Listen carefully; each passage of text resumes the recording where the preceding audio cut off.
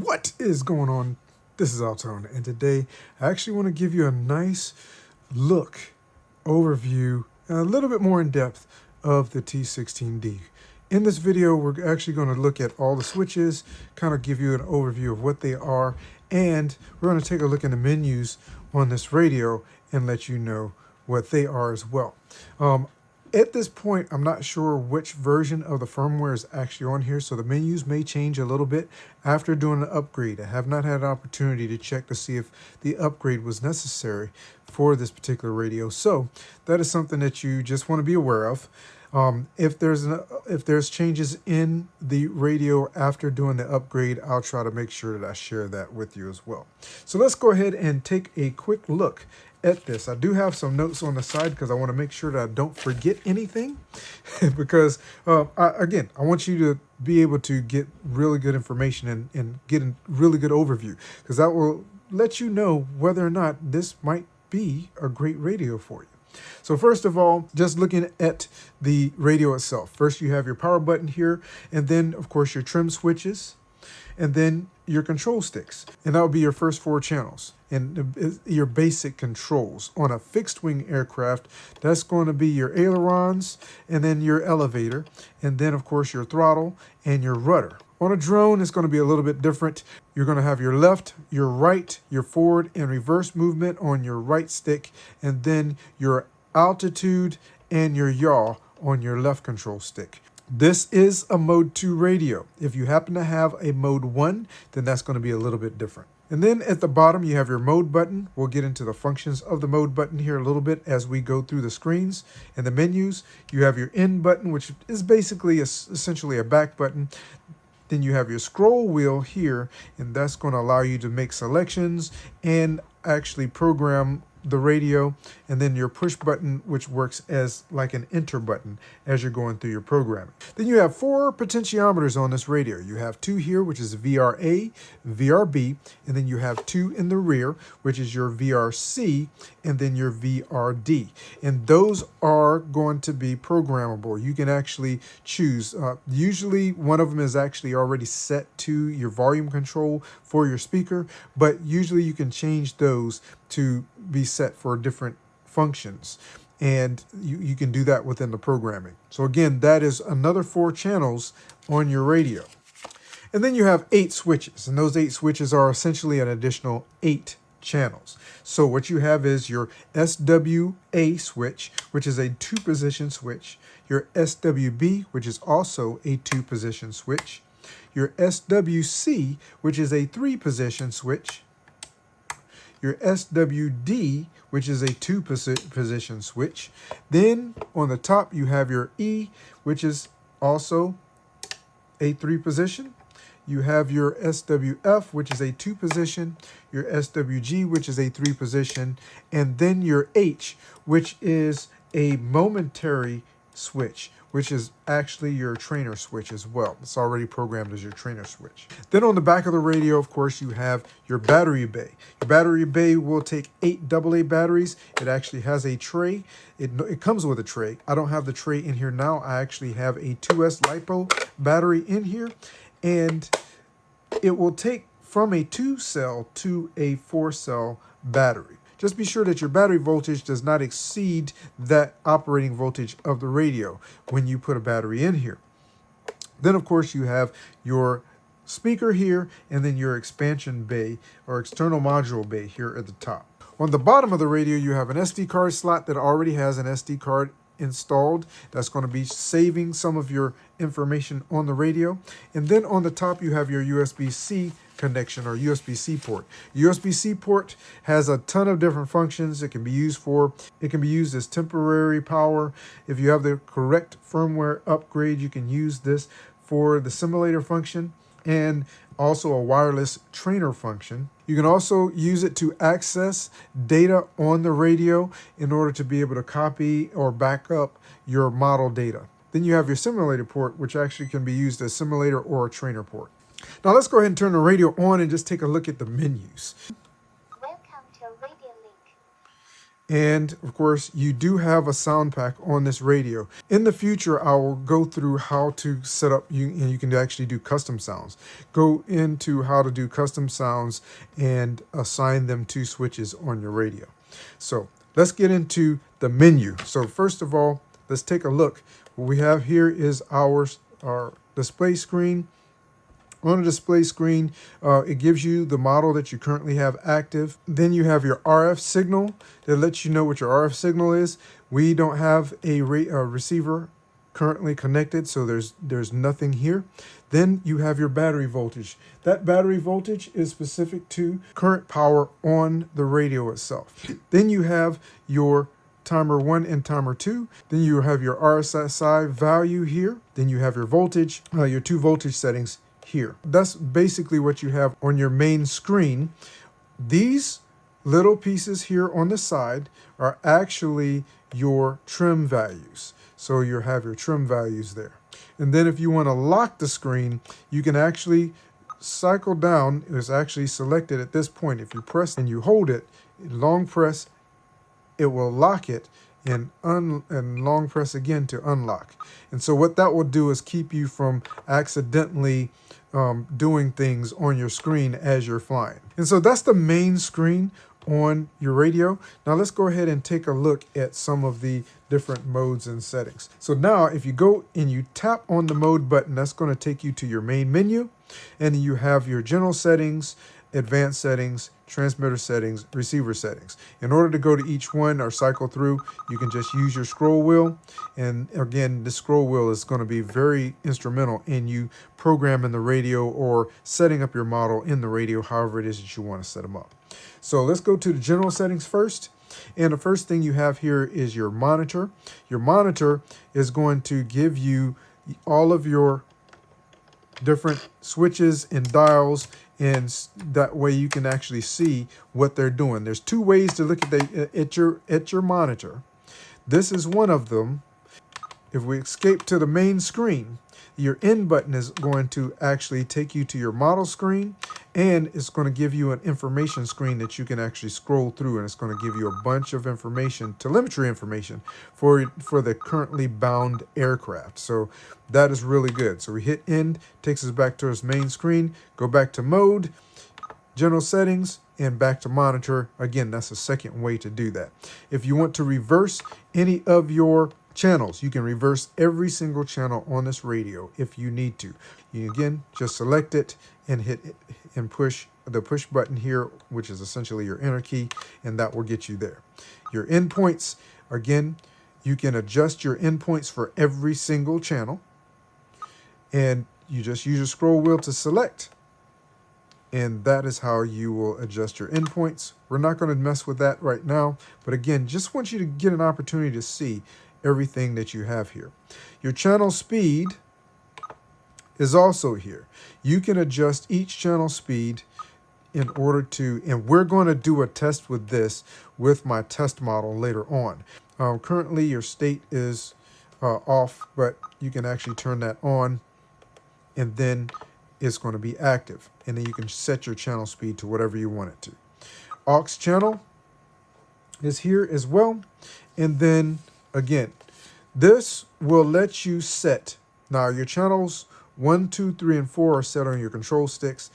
The remainder of the channels, this is where you're going to set what channel is actually controlled by what switch or potentiometer on your radio.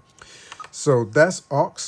Your trims, if you want to set trims, so essentially you go out and you fly, you notice that the aircraft is veering to the right, you want to make an adjustment on your aileron. If your ailerons is on channel 1, you can actually go in here and make a trim adjustment here by selecting it and pushing enter, and then you can go through and make that adjustment, and then center your trim on the radio, and then it's going to automatically add that adjustment. And so your trim will be centered, which is going to give you a little bit more control. Anyone who's used these for any period of time actually know what I'm talking about. For most of you, you probably won't need to worry about this up front, but later on, especially if you find that you're hitting your limit on your trim on any particular surface, we're trying to get your plane or aircraft set up, you'll want to come in here and make some additional adjustments, which is really going to help you out. Now, program mix is where you can put your expo in. There's a bunch of different settings as far as mixes that you can do here to affect specific control surfaces. Currently, this is turned off, but you can actually turn it on and you can assign it to whichever control device that you want it assigned to. We'd have to go into some examples in order to be able to really explain how the mixing works in this particular radio. So as we begin to set this radio up to be used with different aircraft, we'll take a look again in a future video at the programming mix and show how that can be used. Then you can switch your audio. This one will allow you, based on the switch, to program the audio to make a specific sound. So switch A currently, and then if we say switch A up, we want it to change the sound. So what we're going to have to do is take a look to see what we need to do in order to change those sounds to English, or if we're going to have to put a specific sound pack.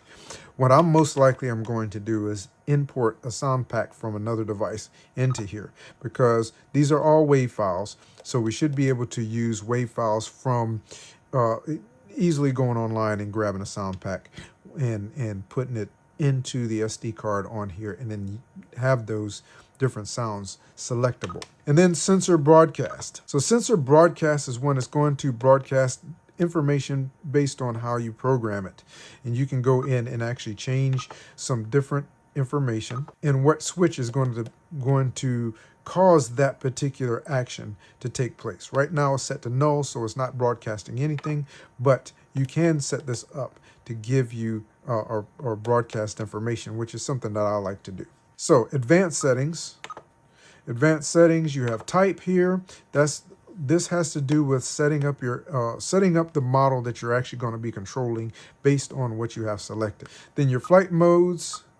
If you are flying something, this is where you can actually program in flight modes as well as what switches are affected or being used for those specific flight modes and what they are and what they do. Now your conditions can be set. You can have up to 3 different conditions set on each model, and those conditions can be rates. You can change your endpoints. There's a ton of different things that you can actually program for each one of these positions and what switch you want them actually on. Once you do so, you're going to have an additional indicator at the top that's actually going to let you know that that particular condition is actually selected. Then rates and curves. This is the primary place where you're going to go and set expo for your channel 1, 2, and 4. Channel 3, which is your throttle channel, you can't set your expo on that for that channel on this screen. So you're going to go to throttle curve. In throttle curve, this will allow you to set your expo separate for your throttle. So they just separated out your throttle curve, and so you can make adjustments to that there. Then you have throttle hold. Throttle hold will allow you to set a switch to actually turn on and off your throttle. So if we set a switch, which I usually set this back switch for, which is SWF, we can go in there and go to SWF up, whoops, wrong one, FWF up, and now throttle doesn't do anything. Now it does. Now it's active. And that's just a nice safety switch, and this tells you the state as well. That's a nice safety switch so that you don't accidentally put your throttle to 100% or start your throttle up when you don't want to.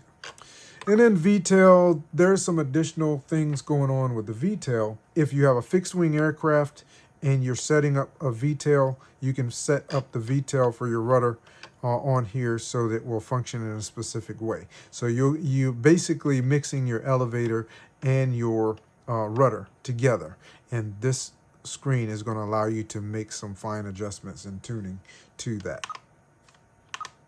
So transmitter settings, of course, is the next area, and that's where you can set your model. You choose the model here. This guy actually will can bind up to 100 different models. So you can choose your model there. Then you have your system settings. That gives you your language. You can control your sound, volume, all that kind of stuff can be controlled here.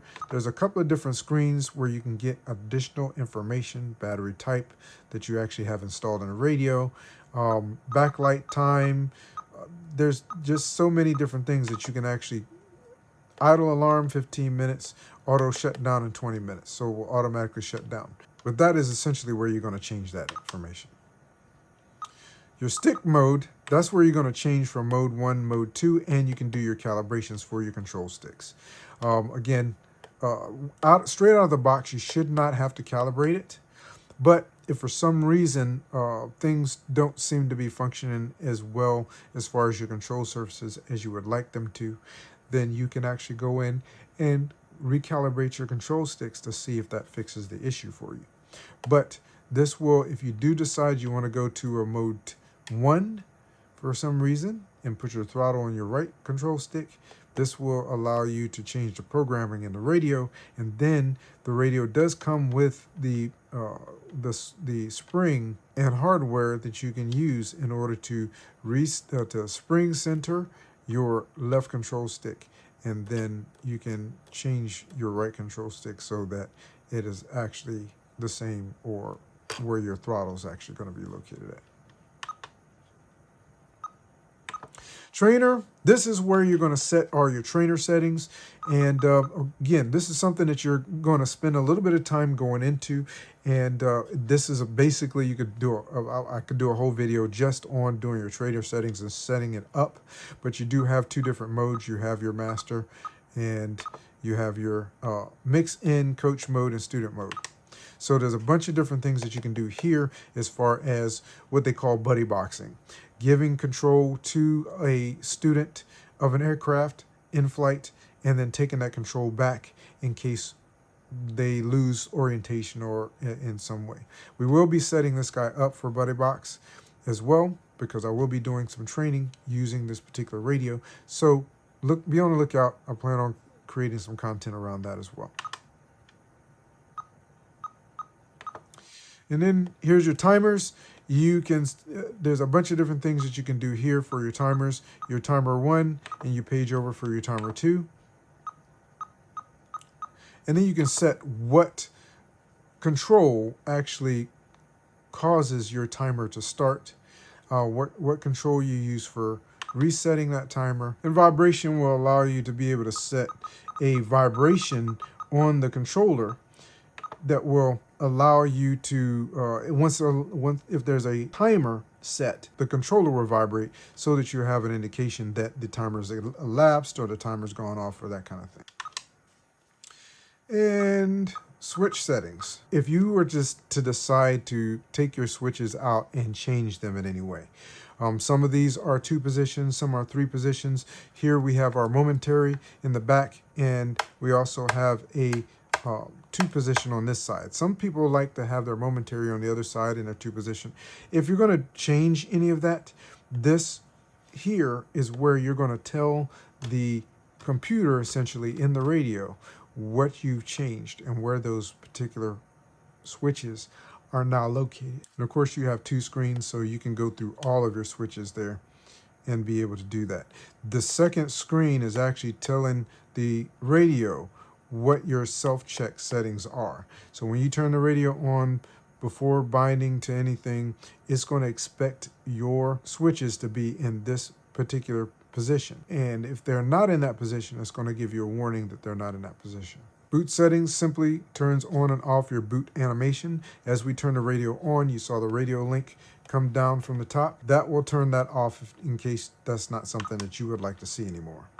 Then you have theme settings. Your theme settings, you can actually change the settings or theme colors on your radio. So you can make it blue, you can make it red. I like the red. you can actually change it to black, so it turns to like a black and gray. But I kind of like where it was, so we're going to leave it there. And last, your About screen. Your About screen is going to give you information like your hardware version, which you have here, software version. We're going to be checking to see if there is a firmware update for that. And then your device name, and then you can reset your system settings and actually do a factory reset. Last but not least, we have our receiver settings. So you have RF settings here. This is where you're going to go if you put an external module on. So if you do, you're going to click here, put in external for that particular model, and then your protocol here, you have two different protocols, ELRS and Crossfire, or CRSF. For me, this is going to stay at ELRS. If you want to change your baud rate, you can do that. But for now, we're just going to leave it internal, and then we can change the ID for that particular aircraft as well. You have your sensor settings and alarm interval, RSI. You can change different alarms based on your voltage alarm, all of the different alarms that you have here. Battery voltage alarm, you can change that so that it will let you know when your voltage is getting low. So RH voltage alarm, RSSI in case you're starting to lose signal. And your external voltage value, that is the actual voltage on the aircraft in which you are actually flying. So if you want to turn on that alarm, you just click here. And I'm actually going to leave it on. And that way I will get that alarm in case as I begin to set up a model here. And then fail-safe. Your fail-safe is actually going to set your fail-safe settings. If for some reason it loses connection with the radio, your receiver loses connection with the radio, this will actually cause the receiver in the aircraft to go to those specific settings. It tells the receiver, if you lose connection, these are the settings that I want you to go to. And in some cases, that may actually save your aircraft. So you do possibly want to set your fail-safe settings. Usually, we neutralize most of our settings and give it a little bit of up elevator, and then reduce the throttle to 0 in case a fail-safe occurs for fixed-wing aircraft. For other types of aircraft and other types of vehicles, you may want to do something a little bit different. And that is essentially all of the menus in this radio. Now, I tried to give you a really good quick look at each one of the menus to give you an idea of what you're getting here. The manual does have quite a bit of information, and as I've been talking through this, I've actually been referencing the manual so that I can give you the best information possible, because I have not actually dug into this radio myself as of yet. I've been programming different radios of different brands, and I have a very good idea of how most of this stuff works, but I will say that this one is a little bit different, and in some cases very much the same as many other radios. So if you've been used to other different radio protocols and programming, then this should be relatively easy for you. It's just a matter of going into the manual on occasion or doing a little bit of fumbling around and to be able to find exactly what it is you're looking for. I was able to set Expo and all that kind of stuff myself on one of my models using the T12D, which uses basically the same menu without having to even go into the manual to figure it out. I was able to set up my radio and go out and fly it. So again, I hope that this has helped you out in some way. I think this is a fantastic radio. I'm looking forward to getting a ton of use out of it myself. And again, thanks for stopping by. Take care, and I look forward to seeing you in a future video.